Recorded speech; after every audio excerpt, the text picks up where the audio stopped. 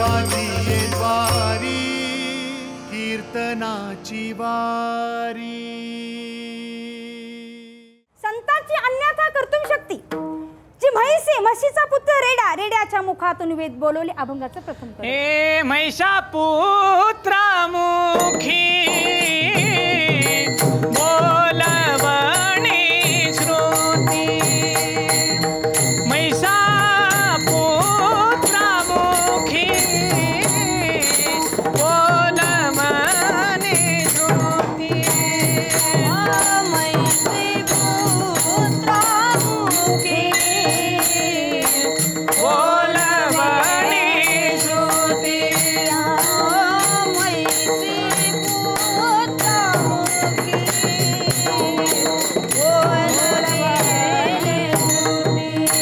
कालविली भिलती बैसोनिया कालवली भिलती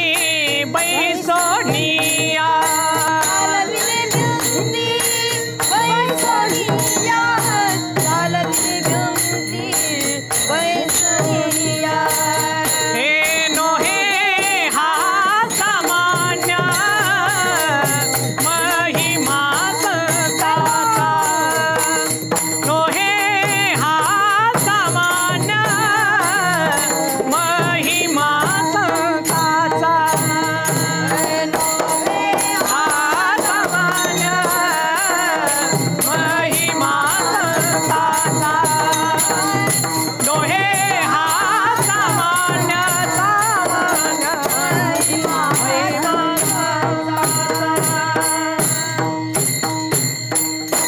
म्हैसीपुत्रा मुखी बोलवणे श्रुती चालविने भिंती बैसोनिया विठोबा रखुमाजी बारखुमाई रखुमाजी बारखुमाई बारखुमाई बारखुमाई बारखुमाई विठो बारखुमाई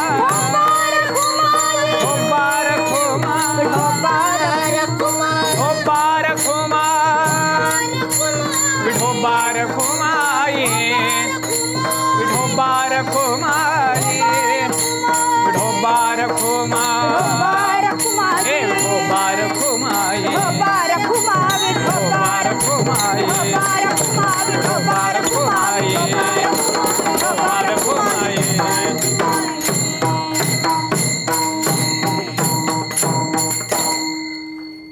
संतांचा महिमा हा सामान्य नाही तर बघा म्हैस जी आहे म्हशीचा पुत्र रेडा रेड्याच्या मुखातून माऊलींनी श्रुती म्हणजे वेद बोलून घेतले।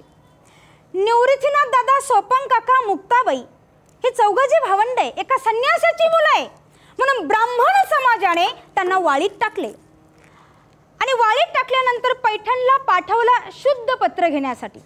हे चौघे भावंड पैठणला आलीत तेथे ब्राह्मण वृंदांकडे गेले आणि तिथे गेल्यानंतर म्हणताय आम्ही माता रुक्मिणी विठ्ठल पंत यांची मुलं आहोत आम्हाला शुद्ध पत्र हवंय ते घेण्यासाठी आम्ही आलो।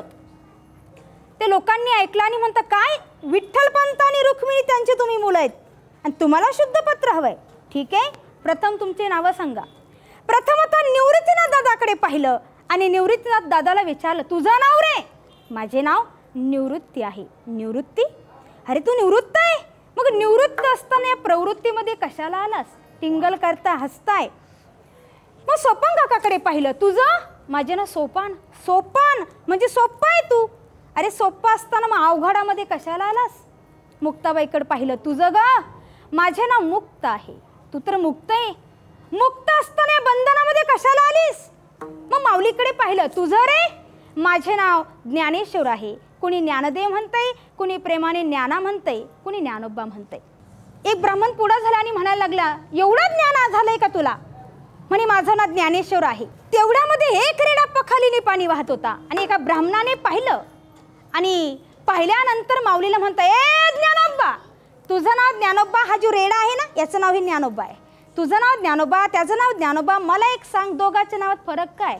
माऊली म्हणतात त्याचं नाव ज्ञानोबा माझं नाव ज्ञानोबा नावात काही नाही पण त्याचा आत्मा आणि माझा आत्मा तर एक आहे।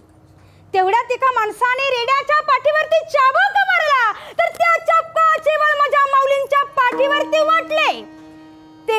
कित्येक जण चक्रावून गेले, पण काही दुष्टांना राहवलं नाही. आणि माऊलीला म्हणते, ए ज्ञानोबा, एवढं ज्ञान झालं का तुला?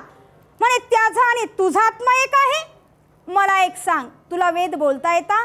माऊली म्हणतो हो. मग आमच्या रेड्याच्या मुखातून बोलून दाखव.